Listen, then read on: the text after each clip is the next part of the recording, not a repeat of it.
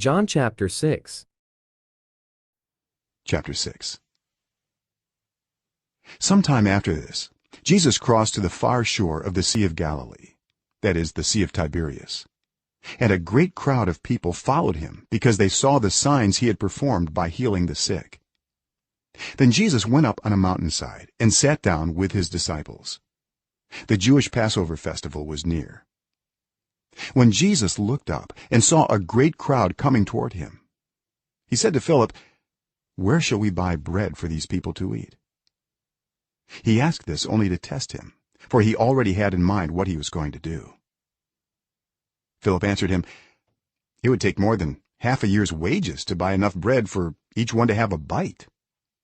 Another of his disciples, Andrew, Simon Peter's brother, spoke up, "Here is a boy with 5 small barley loaves and 2 small fish, but how far will they go among so many?" Jesus said, "Have the people sit down." There was plenty of grass in that place, and they sat down.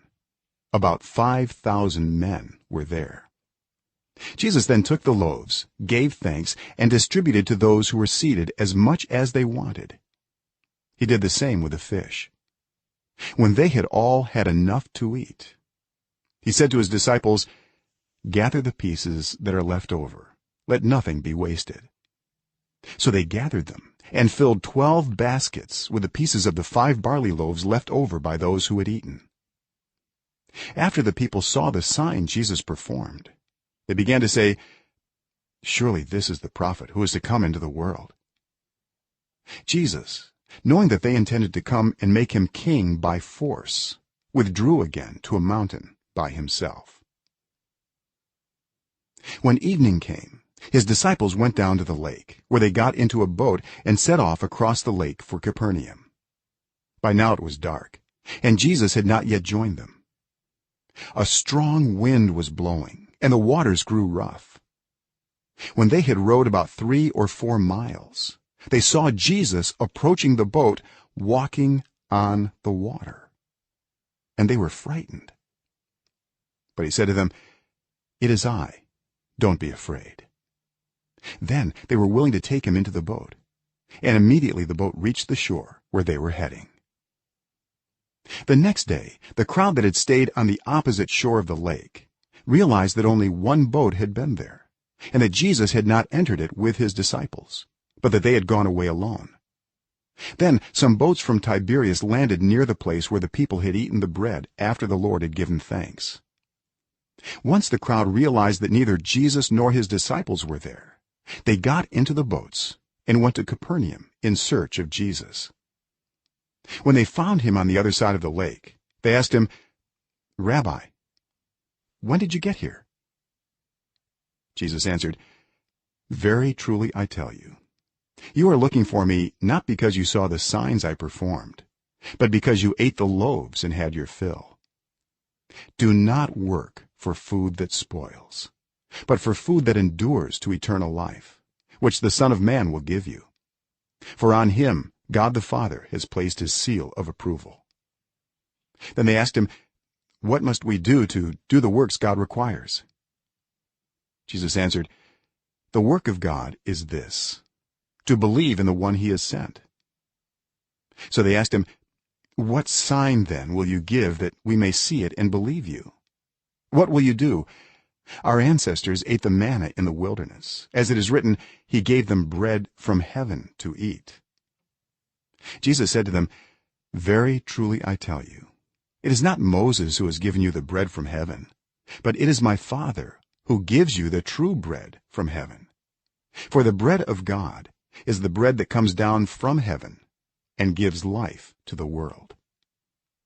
"Sir," they said, "always give us this bread."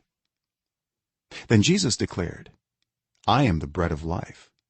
Whoever comes to me will never go hungry, and whoever believes in me will never be thirsty. But as I told you, you have seen me, and still you do not believe.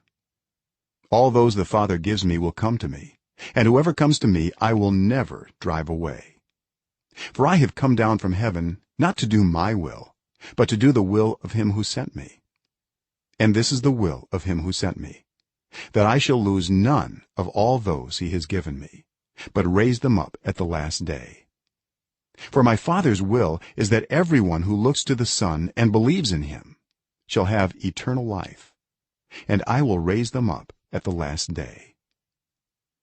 At this the Jews there began to grumble about him, because he said, "I am the bread that came down from heaven."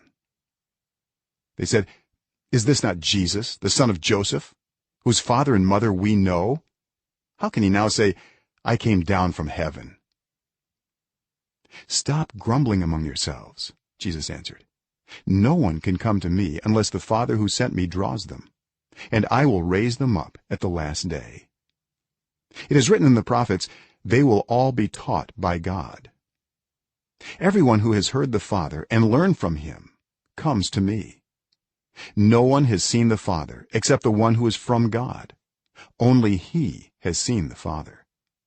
Very truly I tell you, the one who believes has eternal life. I am the bread of life. Your ancestors ate the manna in the wilderness, yet they died. But here is the bread that comes down from heaven, which anyone may eat and not die. I am the living bread that came down from heaven. Whoever eats this bread will live forever. This bread is my flesh, which I will give for the life of the world." Then the Jews began to argue sharply among themselves, "How can this man give us his flesh to eat?" Jesus said to them, "Very truly I tell you, unless you eat the flesh of the Son of Man and drink his blood, you have no life in you. Whoever eats my flesh and drinks my blood has eternal life, and I will raise them up at the last day. For my flesh is real food, and my blood is real drink. Whoever eats my flesh and drinks my blood remains in me, and I in them. Just as the living Father sent me, and I live because of the Father, so the one who feeds on me will live because of me. This is the bread that came down from heaven. Your ancestors ate manna and died, but whoever feeds on this bread will live forever." He said this while teaching in the synagogue in Capernaum. On hearing it, many of his disciples said, "This is a hard teaching. Who can accept it?" Aware that his disciples were grumbling about this, Jesus said to them, "Does this offend you? Then what if you see the Son of Man ascend to where he was before? The Spirit gives life, the flesh counts for nothing. The words I have spoken to you, they are full of the Spirit and life. Yet there are some of you who do not believe." For Jesus had known from the beginning which of them did not believe and who would betray him. He went on to say, "This is why I told you that no one can come to me unless the Father has enabled them." From this time many of his disciples turned back and no longer followed him. "You do not want to leave too, do you?" Jesus asked the 12. Simon Peter answered him, "Lord, to whom shall we go? You have the words of eternal life. We have come to believe and to know that you are the Holy One of God." Then Jesus replied, "Have I not chosen you, the 12?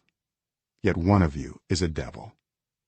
He meant Judas, the son of Simon Iscariot, who, though one of the 12, was later to betray him.